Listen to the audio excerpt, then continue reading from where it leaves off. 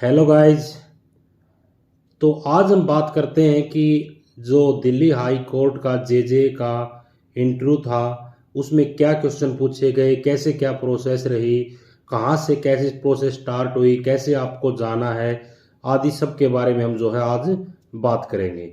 तो सबसे पहले मैं आपको बता देना चाहता हूँ कि अगर आप जेजे के इंटरव्यू के लिए जाना चाह रहे हैं तो ये कोई कंडीशन नहीं है कि आप टाई लगा के जाओ या ना लगा के जाओ। कुछ बंदे जो थे इंटरव्यू के लिए जो आए हुए थे उनमें टाई लगाई हुई थी, कुछ एक ने टाई नहीं लगाई हुई थी। यानी कि अगर हम बोले कि टाई और विदाउट टाई वाले का जो रेशियो था वो 60-40 का रेशियो था। यानी 40 जो थे बिना टाई के थे और 60 जो है टाई के साथ थे। ब्लेजर किसी ने डाल नहीं रखा था, ब्लेजर सिर्फ एक लड़के ने डाल रखा था और किसी ने ब्लेजर नहीं डाल रखा था। अब हम बात करते हैं कि क्या फॉर्मल पहन के जानी जरूरी है। तो देखिए कुछ बच्चे जो हैं, कुछ क्या कहें, मैक्सिमम यानी कि 98% जो बच्चे थे वो फॉर्मल में आए हुए थे।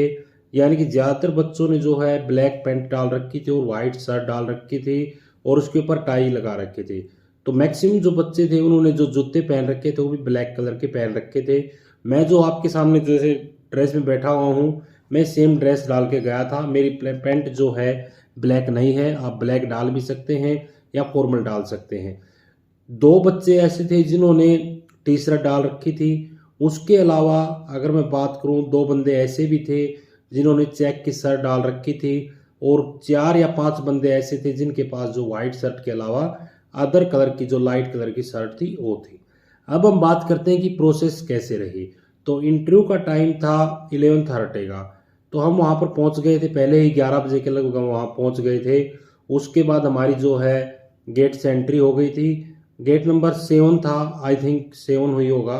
वहाँ से हमारी जो है एंट्री हो गई थी। सबसे पहले मैं आपको बता देता हूँ कि अगर आपको वहाँ पहुँचना है तो पहुँचने के लिए रास्ता क्या रहेगा। आप जो है या तो खान मार्केट मेट्रो स्टेशन उतर लीजिए या फिर सुप्रीम कोर्ट मेट्रो स्टेशन उतर लीजिए। इन दोनों मेट्रो स्टेशन में से आप किसी मेट्रो स्टेशन पे उतर के इजीली वहाँ से ऑटो लेकर के पहुँच सकते हैं। ऑटो आप चाहें तो पर्सनल भी ले सकते हैं या फिर आपको शेयरिंग में जो है 20 रुपये में ऑटो मिल जाएगी। तो ये तो वहाँ तक पहुँचने की प्रोसेस हो गई। अब स्टेप बाय स्टेप बताते हैं कि वहाँ हुआ क्या था। एक्चुअली में पहले एंट्री की तो वहाँ पर कुछ नहीं हुआ, सिर्फ जस्ट आपका एडमिट कार्ड और उसके साथ आपकी एक जो ओरिजिनल आईडी प्रूफ था वो चेक किया था। उसके बाद हमें अंदर ले जाया गया। अंदर जाके हम बैठ गए। जब तक 11:30 नहीं हो गए तब तक हम अंदर बैठे रहे।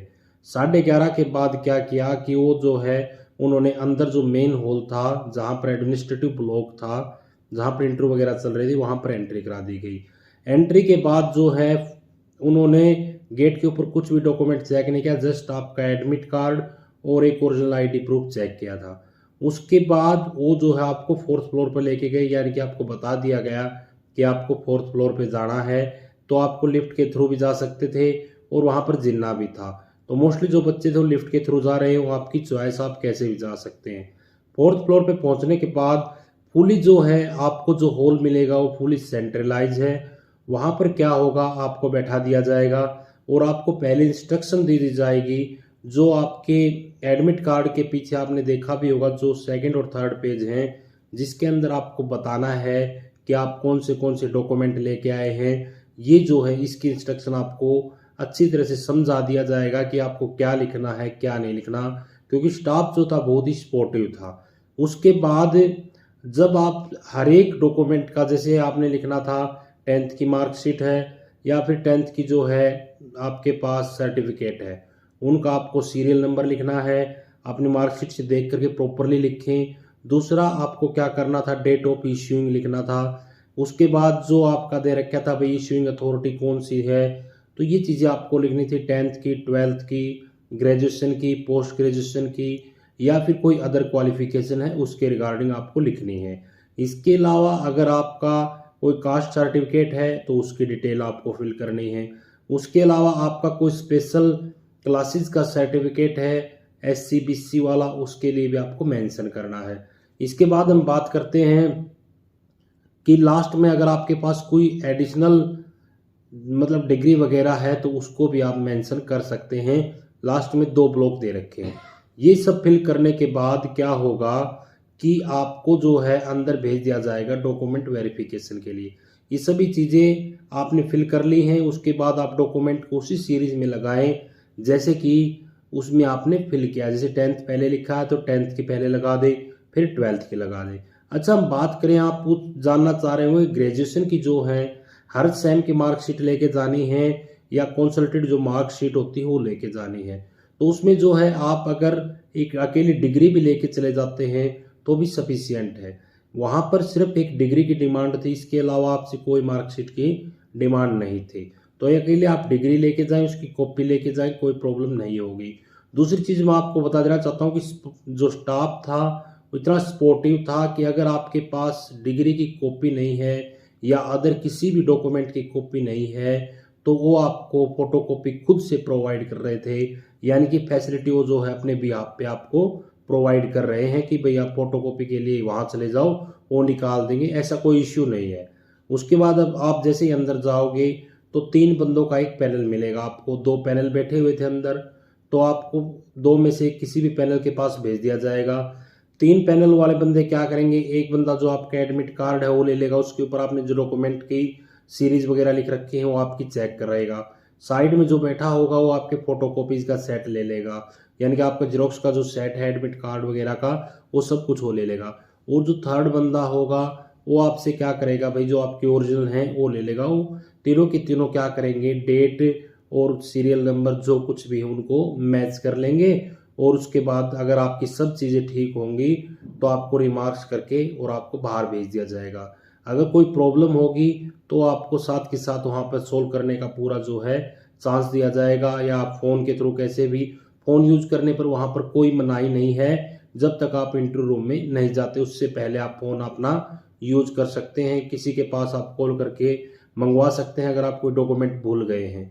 इसके बाद हम बात करते हैं इंटरव्यू के बारे में। जैसे आपके डॉक्यूमेंट वेरीफाई हो गए उसके बाद आपको सीरियल नंबर के हिसाब से इंटरव्यू के लिए अंदर भेजा जाएगा। तो जैसे आप इंटरव्यू के लिए अंदर जाएंगे तो पहले क्या होगा, आपसे जो है अटेंडेंस शीट पे साइन ले लिए जाएंगे, प्लस आपका थंब इम्प्रेशन ले लिया जाएगा। उसके बाद आपको वेटिंग के लिए वहां पर बैठा दिया जाएगा। तो हमें जब वेटिंग के लिए बैठाया गया तो वहां पर एक बंदा बैठा हुआ था, शायद हो सकता है उन स्टाफ में से कोई हो, जज हो या कुछ भी हो। मतलब एक जो था आपको सर बैठे मिलेंगे, उनके हाथ में लैपटॉप था। वो क्या कर रहे थे, मतलब आपको कूल करने की ट्राई कर रहे थे। वो इंटरव्यू पैनल में नहीं थे, वो जस्ट आपको कूल करने की ट्राई कर रहे थे कि आप जो है कोई भी घबराहट आपको ना हो, आप किसी तरह का जो है टेंशन ना लेके जाएं। तो आपसे पूछेंगे भाई आपका नाम क्या है, आपने क्या किया है। तो इन सब के बारे में, अगर आप फादर वगैरह के बारे में कुछ बताते हैं, आपके फादर के बारे में पूछेंगे। तो फादर से रिलेटेड अगर उनका मन होगा तो फादर से रिलेटेड क्वेश्चन पूछ लेंगे, मदर से रिलेटेड पूछ लेंगे, या फिर फैमिली बैकग्राउंड वगैरह वगैरह से जो है आपसे क्वेश्चन पूछ लेंगे, ताकि आप जो है थोड़ा कंफर्टेबल फील करें। उसके बाद जो है अंदर रूम में इंटरव्यू होता रहता है। 3 बंदों का ही पैनल रूम में इंटरव्यू के लिए बैठा होता है। तीनों जो थे एज्ड बंदे थे, हो सकता है तीनों जज हों या फिर कोई सीनियर रजिस्ट्रार वगैरह होंगे। तो उसके बाद 1 बाय 1 आपको इंटरव्यू के लिए अंदर रूम में बुलाया जाएगा। तो जैसे आप रूम में एंट्री करेंगे तो आपसे ना तो आपका इंट्रोडक्शन लिया जाएगा। फर्स्ट थिंग आपको याद रखनी है कि आपसे इंट्रोडक्शन नहीं लिया जाएगा, ना आपसे आपकी फैमिली के बारे में पूछा जाएगा, क्योंकि ऑलरेडी उनके पास सब डिटेल्स होती हैं। तो झूठ बोलने की कोशिश ना करें, क्योंकि अगर आपसे पूछ लिया कि आपकी टाइपिंग स्पीड कितने आई थी और आपने बता दिया कि 60 आई थी, तो उनके पास ऑलरेडी आपकी टाइपिंग का या फिर अदर जितने भी रिकॉर्ड हैं उन सब का जो है उनके पास रिकॉर्ड ऑलरेडी है। तो झूठ ना बोले, जो सच है वही बताएं। फिर आपसे पूछेंगे नाम वगैरह, तो उनको पूछना नहीं, ना आपका सेल्फ इंट्रोडक्शन पूछना। ज़्यादा से ज़्यादा आपसे पहली चीज़ ये पूछी जाएगी कि आपने जो ग्रेजुएशन इतने, जैसे मान लीजिए आपने ग्रेजुएशन की है 17 में, आप इंटरव्यू के लिए अपीयर हो रहे हैं 2022 में, तो आपसे पूछेंगे कि आपका जो 5 ईयर का गैप है ये किस लिए है, इस गैप ईयर में आपने क्या किया। तो उनको जस्टिफाई करना पड़ेगा आपको कि इस गैप ईयर में आपने क्या किया है। सेकंड थिंग क्या होगा, जब पहला पर्सन जो आपसे चीज़ें पूछ लेगा, उसके बाद हो सकता है वो आपसे, जैसे आप दिल्ली से हैं तो आपसे दिल्ली से रिलेटेड कुछ पूछ लिया जाए। फिर वो पूछेगा आपसे एजुकेशनल बैकग्राउंड के बारे में, या फिर आप जहाँ पर जॉब कर रहे हैं उसके बारे में। अगर आपने जॉब का फील्ड कोई बताया है तो जॉब से रिलेटेड जितने भी वहाँ पर, जैसे मान लीजिए आपने बताया कि आप कंप्यूटर ऑपरेटर के रूप में काम करते हैं, तो आपसे कंप्यूटर ऑपरेटर से रिलेटेड जितनी भी इंफॉर्मेशन है उनमें से वो कुछ भी पूछ सकता है। सेकेंडली क्या होगा, जो एक पर्सन अदर बैठा हुआ है वो भी आपसे कुछ नहीं पूछेगा, जस्ट आपसे हो सकता है कि जनरल अवेयरनेस का कोई क्वेश्चन पूछ ले।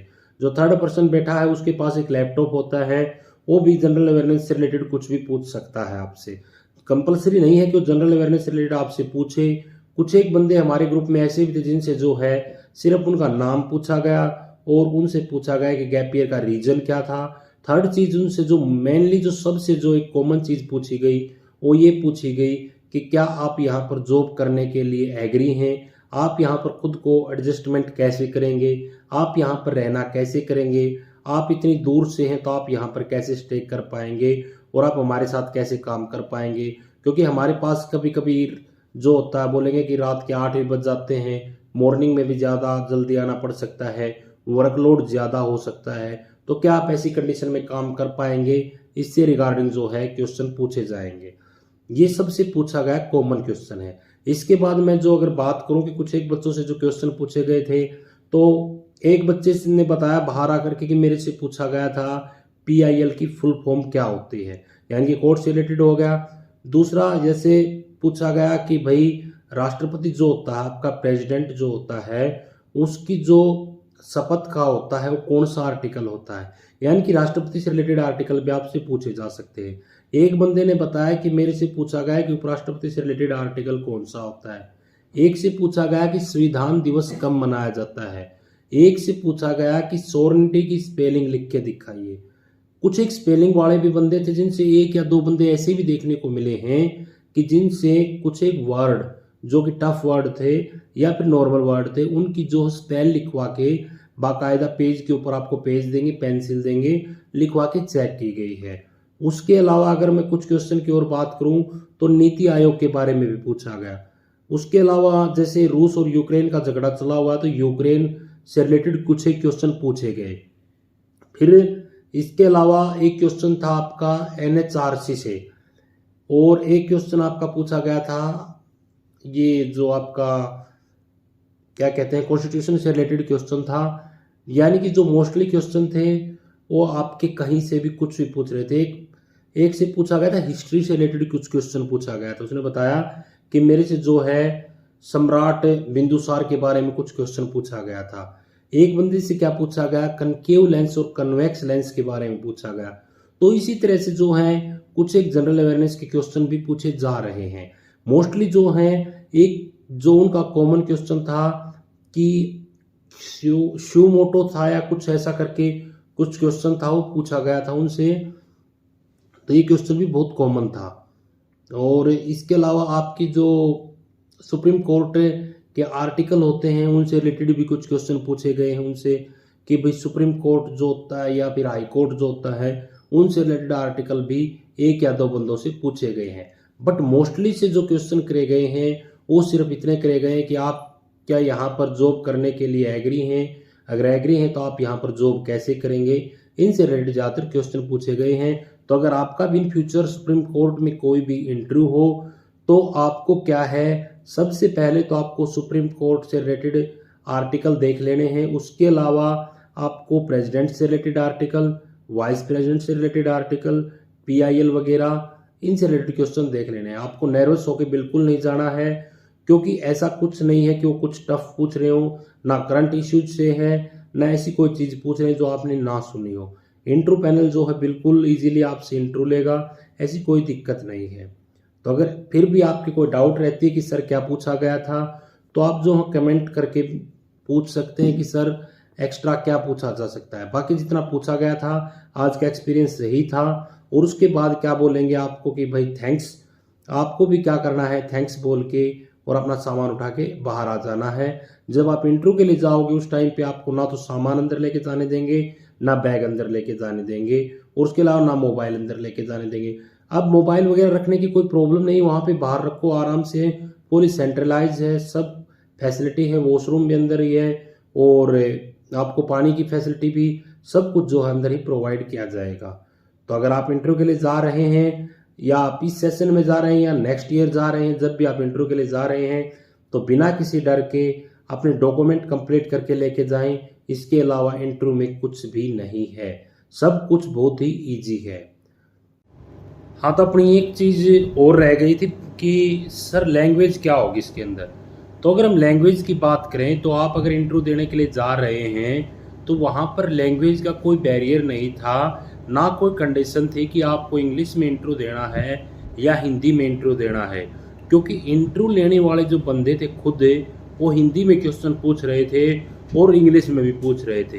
तो लैंग्वेज अगर आप जिस लैंग्वेज में कंफर्टेबल हैं आप उसमें इजीली इंटरव्यू दे सकते हैं। सेकेंडली बात करें कि सर क्लीन शेव करके जाने हैं या बियर्ड रख के जा सकते हैं, वहाँ पर क्लीन शेव और बियर्ड वाला कोई भी टेंशन वाली बात नहीं थी, यानी कि ऐसा कोई कॉन्सेप्ट नहीं था कि आपकी क्लीन शेव होगी तभी आपको इंटरव्यू के लिए बुलाया जाएगा, यानी कि आपकी बियर्ड होंगी तो आपको कोई प्रॉब्लम होगी, ऐसा कोई इश्यू नहीं था। तो ये जो मेन जो दो चीज़ें और छूट गई थी हमारी, इनके बारे में भी आपको पता होना चाहिए। तो अभी भी अगर आपका कोई डाउट रह गया हो तो आप पूछ सकते हैं। वीडियो देखने के लिए आप सभी का थैंक्स।